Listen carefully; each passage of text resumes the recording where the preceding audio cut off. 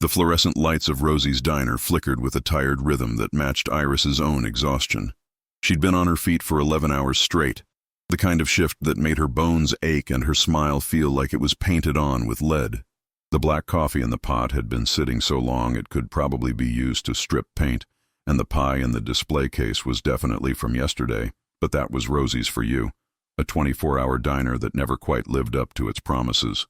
Iris wiped down the counter for what felt like the 100th time, her reflection in the chrome napkin dispenser showing a woman who looked older than her 27 years. Dark circles under her hazel eyes, hair escaping from its messy bun, the name tag slightly crooked on her stained uniform. 3 years ago she'd had dreams. Art school, a studio apartment with good lighting, maybe even a career as an illustrator. Then came Liam, her beautiful, unexpected, completely life-altering son. His father, Marcus, had taken one look at the positive pregnancy test and disappeared so fast he might as well have been a magic trick. Poof, gone, leaving Iris to figure out motherhood, bills, and survival all on her own. She glanced at the clock. 11:15 p.m. 45 more minutes until she could lock up, drive her ancient Toyota home, pay Mrs. Chen from 3B for babysitting, and collapse into bed for maybe 5 hours before Liam woke her up at dawn demanding dinosaur-shaped pancakes. The bell above the door chimed, and Iris suppressed a groan. Late-night customers were usually drunk college kids or truck drivers, neither group known for generous tips.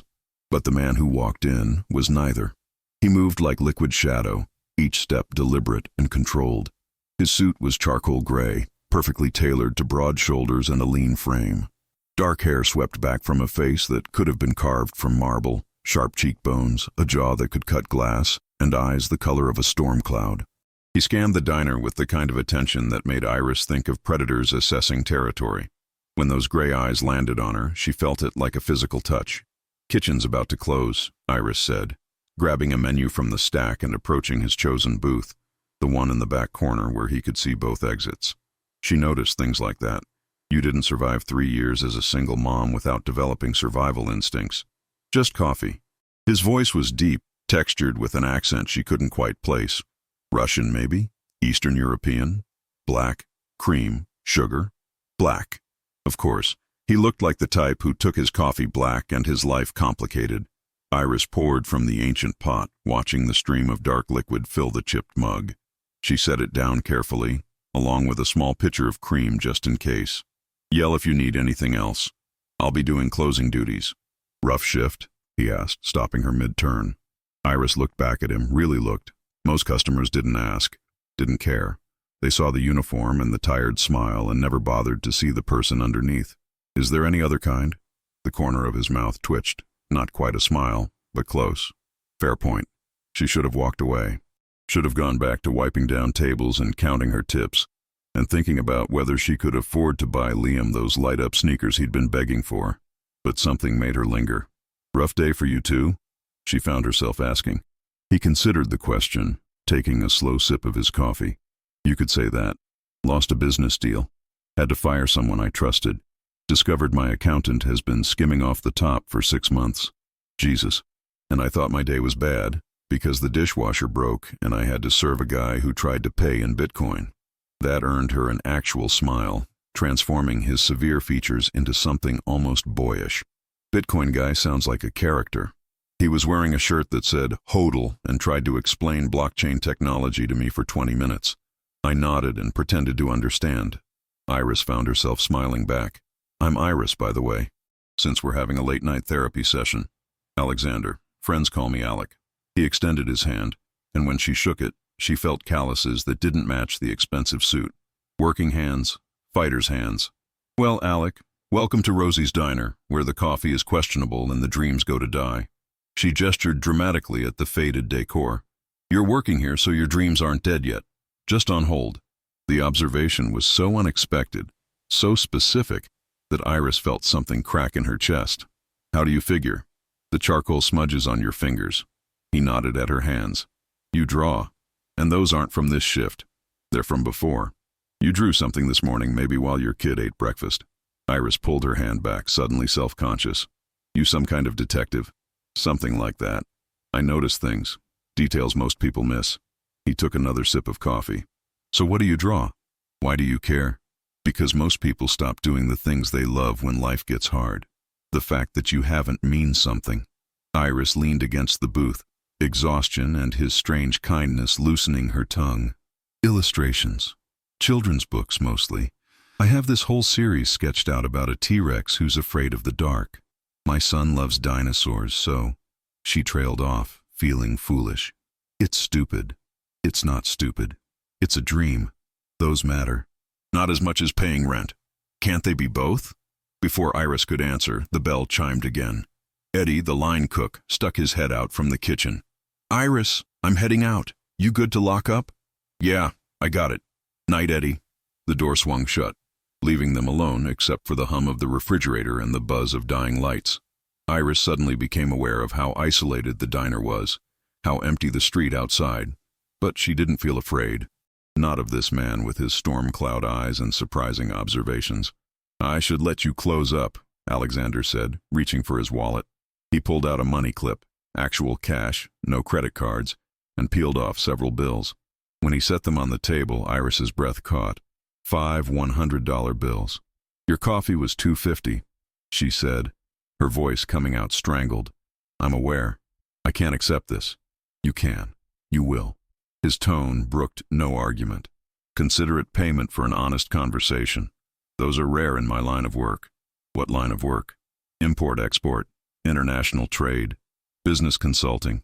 He stood towering over her by a good 6 inches. Various things. That's impressively vague, isn't it? He moved toward the door, then paused. The dinosaur book. Finish it. Send it to publishers. Your son deserves to see his mom's dreams come true. I don't even know you. No, but I know you. Tired warrior. Artist in hiding. Woman who's stronger than she thinks. Alexander pushed open the door, cold November air rushing in. I'll see you around, Iris. And then he was gone, melting into the darkness like he'd never been there at all. Iris stood frozen, staring at the $500 on the table. It was more money than she made in a week. It was Liam's preschool tuition. It was new tires for her car. It was breathing room in a life that constantly felt like drowning. She picked up the bills with trembling hands, folded them carefully, and tucked them into her apron pocket. Then she sat down in the booth Alexander had vacated, put her head in her hands, and cried. Not from sadness, from the overwhelming relief of someone throwing her a lifeline when she hadn't even realized she was sinking. The next Tuesday, Iris told herself she was being ridiculous for wearing mascara to her shift. Alexander wasn't coming back. Men like that didn't return to places like Rosie's. The whole encounter had been a strange fever dream kindness from a stranger passing through. But at 11:15 p.m., the bell chimed, and there he was. Same suit, different tie, same controlled walk, same eyes that seemed to see straight through her carefully constructed walls. He slid into the same back booth, and Iris felt her heart do something complicated in her chest. Coffee? She asked, proud that her voice stayed steady. Please. She poured, set down the mug, and waited. How was your week? Alexander asked. Better, thanks to you. She touched her apron pocket reflexively, even though the money was long gone, paid to bills and necessities. I paid off Liam's preschool for the next 2 months. Bought him those shoes he wanted. Even got my car fixed. Liam's your son. 5 years old. Obsessed with dinosaurs. Thinks chicken nuggets are a food group. Iris smiled despite herself. He's my whole world. Tell me about him. So she did. About Liam's latest obsession with velociraptors. About the time he wore his dinosaur costume to the grocery store and roared at strangers. About how he asked questions non-stop, his curiosity as endless as the ocean. Alexander listened like it mattered. Like her stories about a 5-year-old's adventures were the most interesting thing he'd heard all week.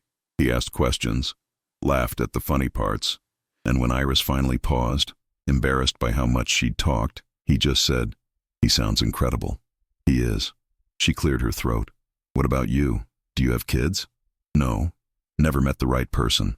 Never had the right life for it. Something passed across his face, too quick to name. My world isn't exactly child-friendly. The mysterious import-export business? Something like that. They fell into an easy silence. Iris refilled his coffee, brought him a slice of pie he didn't order but accepted anyway, and went about her closing duties while he sat and worked on his phone, It should have been weird, having a customer linger so late. But it wasn't. It felt comfortable, like they'd done this 100 times before. When he finally stood to leave, he pulled out his money clip again. "Alec, don't argue. I told you, honest conversation is valuable." Another $500 on the table. "Same time next week? You're making this a regular thing? If you'll have me." Iris picked up the money, met his eyes. "Why?" "Because I walked into this diner 36 times over the past year, and you're the first person who's ever looked at me like I'm human instead of useful. That's worth more than money." He headed for the door, then turned back. "And because I want to hear more about the dinosaur book, I'm invested now." After he left, Iris realized he'd left a business card tucked under his coffee cup. Simple black cardstock, minimalist design. Just a name, Alexander Volkov, and a phone number. No title, no company name. She saved the number in her phone under Coffee Guy and tried to ignore the flutter in her stomach. The third Tuesday, Iris worked up the courage to ask real questions. "What do you actually do, Alec?" He set down his coffee carefully. "You want the truth or the comfortable lie?" "The truth. Always the truth. I run an organization. We handle acquisitions, security, protection services. We operate in gray areas that most people prefer to ignore." He held her gaze. "I'm not a good man, Iris. Not in the traditional sense, but I have lines I don't cross. I don't involve innocence. I don't deal in certain commodities. And I keep people safe who can't keep themselves safe. You're in the Mafia." It wasn't a question. Alexander's expression didn't change. That's one way to put it. Iris should have been terrified. Should have asked him to leave, to never come back. But she thought about the calloused hands and the careful observations and the way he listened to her stories about Liam like they mattered. She thought about how he'd never once made her feel unsafe or uncomfortable. "Do you hurt people?" "Yes, when they deserve it. When they threaten what's mine, when there's no other choice." He leaned forward. "I won't lie to you. My world is violent, but I protect more people than I harm. That has to count for something." "Does it? Count for something?" "I'd like to think so." A pause. "You want me to stop coming?" "No." The word surprised them both. "No, I don't. I should, probably, but I don't." "Why not?" Iris considered the question carefully. "Because in 3 years of working here, you're the first person who's asked about my dreams. The first person who's tipped me like I'm worth something. The first person who's made me feel seen." She twisted her fingers together. "Because my son's father left the second he found out I was pregnant, and I've been doing this alone. And you show up once a week and make me feel like maybe I'm not as alone as I thought." "You're not alone." Alexander's voice was fierce. "Not anymore. We barely know each other." "Then let's fix that. Tell me something else, something true." So Iris told him about her family. Parents who died in a car accident when she was 19. No siblings, no safety net. About art school dreams deferred and then abandoned. About the night she'd gone into labor alone, terrified and exhilarated all at once. About learning to be a mother while still figuring out how to be an adult. And Alexander told her about growing up in Moscow. About immigrating at 16 with nothing but the clothes on his back. About building an empire from scraps and determination. About his sister Katerina, who was the only family he had left. About the weight of responsibility and the loneliness of power.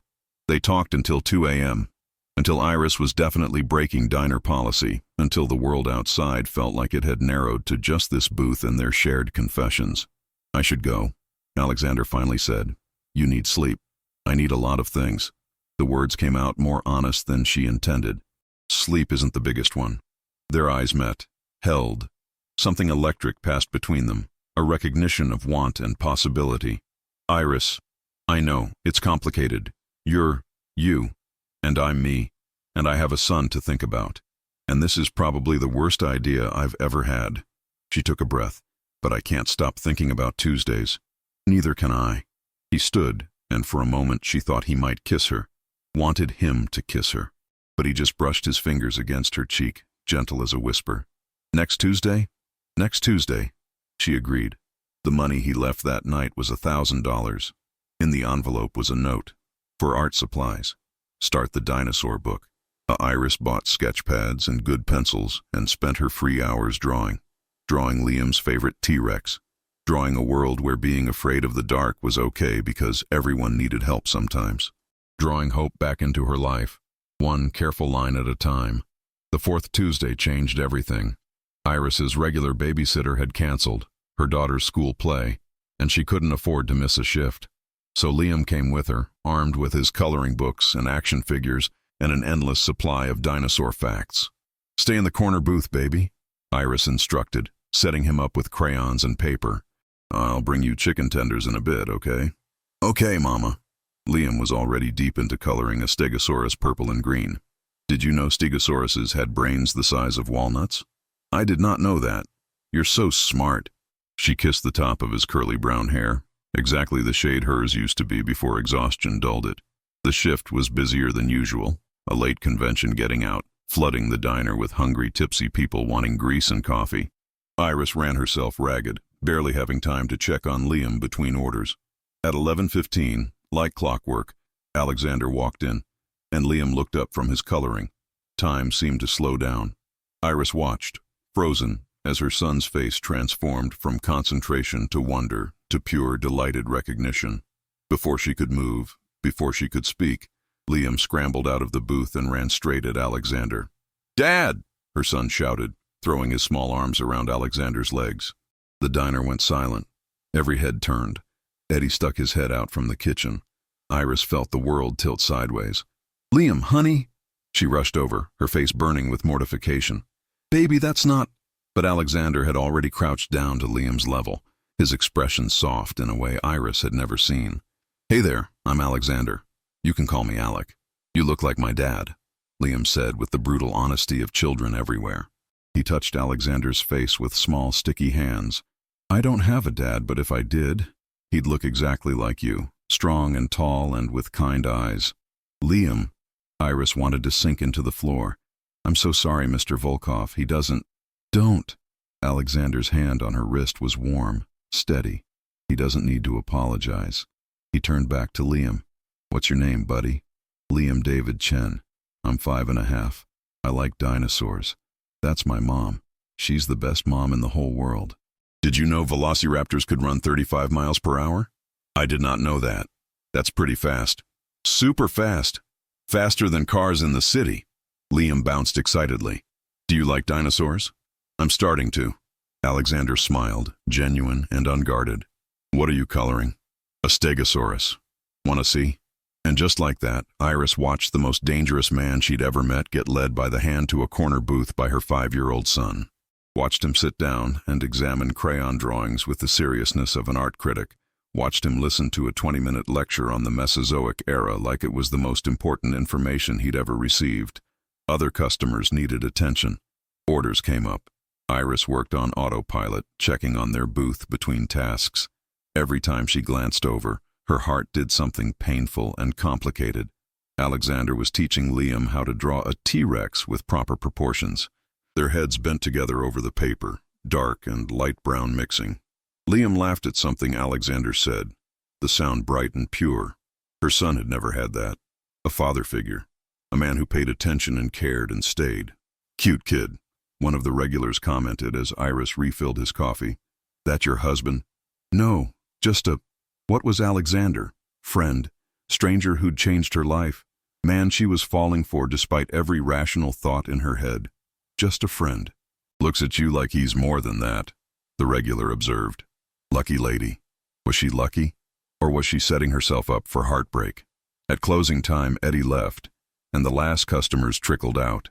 Only Alexander and Liam remained, still huddled over drawings. "Liam, baby, we need to go home soon," Iris called gently. "But I'm showing Alec my dinosaurs." "Your mom's right, buddy. It's late. You need sleep so you can grow big and strong." Alexander ruffled Liam's hair. "Maybe I'll see you again sometime." "Really?" Liam's face lit up like Christmas morning. "Promise?" Alexander looked at Iris, a question in his eyes. She found herself nodding, unable to deny her son this happiness. "I promise," Alexander told Liam solemnly.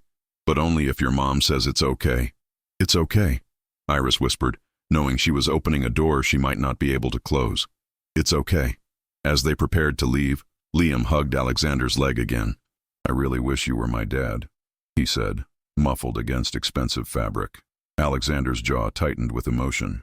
He lifted Liam up, meeting the boy's eyes. You know what? I'd be really honored if I could be part of your life, if that's okay with you and your mom. It's okay. Liam turned to Iris. It's okay, right, Mama? Iris looked at them, her whole heart embodied in a 5-year-old, and the man who'd somehow become essential in just 4 Tuesday nights. Yeah, baby, it's okay. That night, Alexander walked them to Iris's car. Liam chattered the whole way about dinosaurs and kindergarten and his friend Jake who could burp the alphabet. Alexander listened like every word mattered. When Liam was buckled into his booster seat, already drooping with exhaustion, Alexander pulled Iris aside. I didn't plan this, he said quietly. Didn't plan to care this much. But I do. About you. About him. He called you Dad. Iris's voice cracked. He's never done that.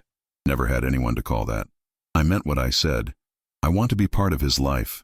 Your life, if you'll let me. This is crazy. We've known each other less than a month. Some things don't need time to be real. Iris laughed, a broken sound. You're a mafia boss. I'm a waitress with a 5-year-old and dreams I can't afford. This is right. Alexander cupped her face gently. This is right. And I know it's fast and complicated and probably terrifying, but I'm asking anyway. Let me be here. Let me help. Let me... He stopped, seeming to struggle for words. Let me be what you both need. What if you leave? The question came out small, vulnerable. What if Liam gets attached and you decide this is too much? I can handle being hurt, but I can't watch my son's heart break. I won't leave. I swear to you, Iris. On everything I have, everything I am, I won't leave. And looking into his storm cloud eyes, seeing the fierce certainty there, Iris believed him. Okay, she breathed. Okay, but we do this slow. We protect Liam first, and if at any point this stops working, we end it clean. Agreed? Agreed. Alexander's thumb brushed her cheek. Thank you for trusting me. Don't make me regret it. I won't. I promise. The money he left that night wasn't in an envelope on the table. It was a check made out to her for $5,000. The memo line read, "For dreams and dinosaurs and new beginnings." Iris cried all the way home, Liam sleeping peacefully in the back seat, unaware that their lives had just shifted on their axis in the best possible way. Over the next month, Alexander became a constant presence. Not just Tuesdays anymore. He showed up at the diner on random days, always tipping generously, always making time to color with Liam. He took them to the Natural History Museum to see the dinosaur exhibits. He came to Liam's preschool concert and applauded louder than anyone when her son sang "Twinkle, Twinkle, Little Star" off-key. He was there, present, reliable, everything Marcus had never been. I'm scared, Iris admitted one evening. They were at her apartment, tiny and shabby but clean, full of Liam's artwork and second-hand furniture. Alexander sat on her couch like he belonged there, Liam asleep on his lap after an exhausting day at the zoo. Of what? Alexander's voice was quiet, careful not to wake the child. That I'm falling for you, that Liam already loves you, that when this ends we'll both be destroyed. What makes you think it'll end? Because things always do. People leave, life happens, reality sets in. Alexander shifted carefully, settling Liam more comfortably. Look at me, Iris. She met his eyes, those storm clouds that had haunted her dreams. I'm not Marcus. I'm not your father who died too soon. I'm not any person who's ever left you. His voice was fierce, absolute. I'm here. I'm staying. And if you think my world is too dangerous or complicated or dark, you're right. It is. But you and Liam, you're the light. You're what makes the darkness bearable.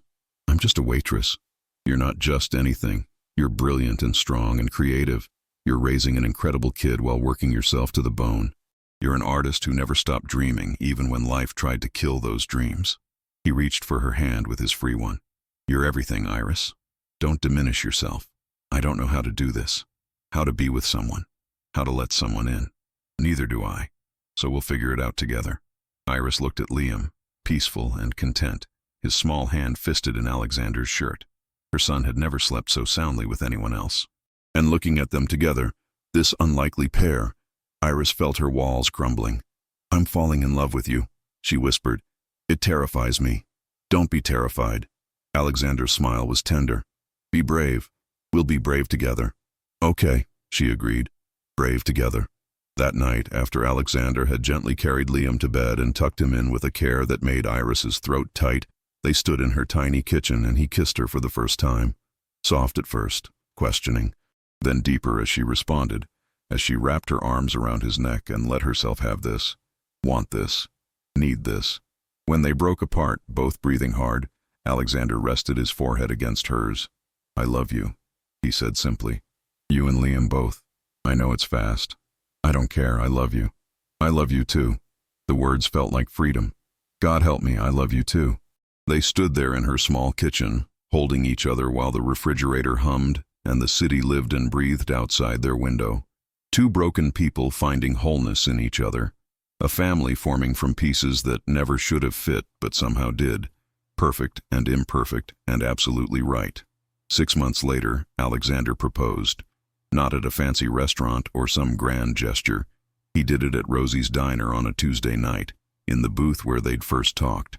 He'd rented out the entire place, filled it with wildflowers that matched the ones from his first tips bouquet, and gotten down on one knee while Liam bounced excitedly beside him, holding the ring box. "Iris," Alexander said, his voice steady despite the emotion in his eyes. "You walked into my life and changed everything. You made me believe in second chances, in redemption, in family, in love. Will you marry me? Will you let me be your partner and Liam's father?" Tears streamed down her face. "Yes, yes, absolutely yes," Liam cheered, jumping up and down. "I told you, Mama. I told you he was supposed to be my dad." The wedding was small but perfect. Katerina, who'd become Iris's closest friend, served as maid of honor. Liam was the ring bearer, taking his job with adorable seriousness. Iris wore a simple white dress, wildflowers in her hair, and couldn't stop smiling. When the officiant asked for vows, Alexander spoke first, his voice carrying to every corner of the small venue. "Iris, I was lost before I found you. I thought I knew what I wanted from life. Power, respect, control. But I was wrong. What I wanted was this. You, Liam, a reason to be better than I was. You taught me that strength isn't about how much fear you inspire, but how much love you can hold. I promise to protect you, to support your dreams, to be there for every dinosaur fact and every late-night worry. I promise to love Liam as my own son, because he is my son, in every way that matters. I promise to build a life where you feel safe enough to dream as big as you want." Iris wiped her eyes, her turn now. "Alec, you walked into my life when I'd forgotten how to hope. You saw me, really saw me, when I felt invisible. You loved my son before you loved me, and that's how I knew you were real. I promised to be brave with you, to trust you with my heart and Liam's heart, to remind you every day that you're more than your past, more than your reputation. You're our future, our family, our home. I promise to love you in the quiet moments and the chaos, in the darkness and the light." They sealed their vows with a kiss, and Liam shouted, "That's my dad now, officially." The reception was filled with laughter and dancing and joy. Katerina gave a speech about her brother finally finding someone who could tolerate him. Eddie from the diner brought a cake shaped like a T-Rex. Liam fell asleep on Alexander's shoulder halfway through, completely content. As they swayed on the dance floor, Alexander holding both his new wife and their son, Iris thought about that night 4 months ago. The exhausted waitress and the dangerous stranger who'd seen past her uniform to the person beneath. "What are you thinking?" Alexander murmured. "That I'm the luckiest person alive. The luck was all mine." He kissed her temple. "Walking into that diner was the best decision I ever made. Best $500 tip I ever received. Best terrible coffee I ever had." The coffee was truly awful. The company made up for it. They laughed together, the sound mixing with the music and the celebration around them. Liam stirred slightly, mumbled, "Love you, Dad," and settled back into sleep. Alexander's arms tightened around them both. "My family," he said, wonder in his voice. "Mine. Ours," Iris corrected gently. "We're all each other's now." "Ours," he agreed. "Forever." And in that moment, swaying together in a small rented hall, Iris Chen, now Iris Volkov, realized that dreams could come true in the most unexpected ways. That family wasn't always blood. That love could find you in a shabby diner at 11 p.m. on a Tuesday night when you least expected it. That sometimes the best things in life started with a generous tip and a little boy who knew, with the certainty of innocence, exactly who was meant to be his dad. Their story wasn't conventional, but it was theirs, and it was absolutely perfect.